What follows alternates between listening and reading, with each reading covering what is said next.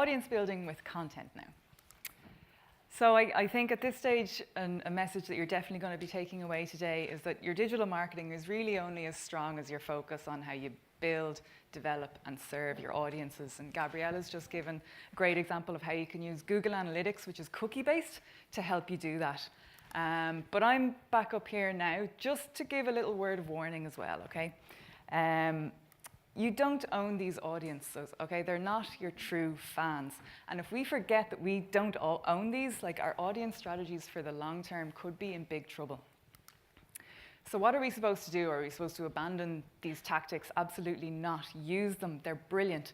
But what's really important is that while we are using these tactics, we need to make sure that we're focusing on ways that we can turn these from being rented from Google, rented from Facebook or wherever, and doing something to turn them into our own owned audiences.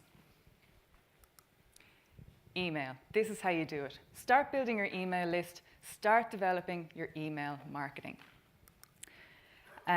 So like, you know, the cookie-based way of building your audiences, that has its own kind of strengths and weaknesses, but its strengths are definitely the granular, how granular we can get with how we can target people, and also the volumes. We can build really large volumes of audiences there.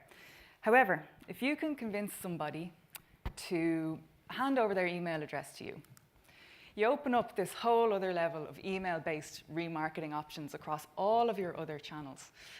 Or you could just skip all that altogether and go straight to their inbox whenever you want for free. So you might be thinking, there's Michaela now, God bless her. She's there trying to talk to me about email, and I'm up here like planning my next 360 video and how I'm going to dominate voice search.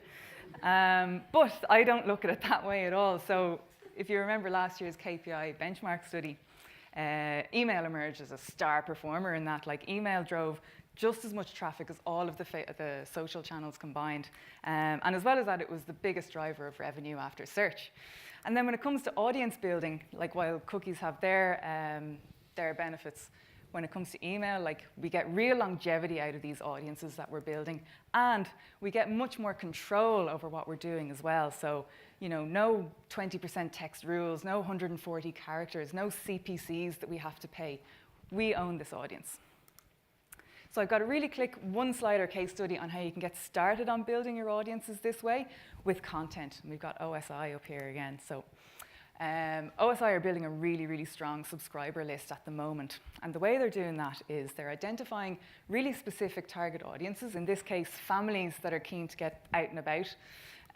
They build really high quality content for those audiences, and they give a really simple way to sign up for more. So do these things, and your most valuable audiences will invite you into their inboxes. So by concentrating on this, like OSI have been really consistent about this. They've built their email list from 0 to 1,000 in less than a year. And what's really interesting here, actually, is that while you can sign up on any page across the website, 82% of newsletter subscriptions happen here immediately after reading a blog post. So you can just see the impact that content has on this type of strategy. So 1,000 subscribers, you might say, well, that's not a very big audience, is it? But I want you to think of the value of each of those individuals. So say compared to a Twitter follower. These are people that have engaged with a piece of content from OSI. Maybe they've gone on this walk, maybe they told their friends what they were doing at the weekend, and they've volunteered their name, their email address, and their content preferences to OSI because they want to hear more. That's a valuable subscriber.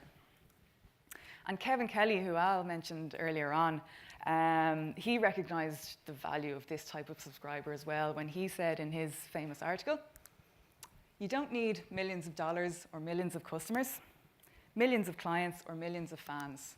To make things happen, you only need 1,000 true fans." So I'll leave you with that. Create value through content, attract your true fans, and build an audience strategy for the long term. Thanks.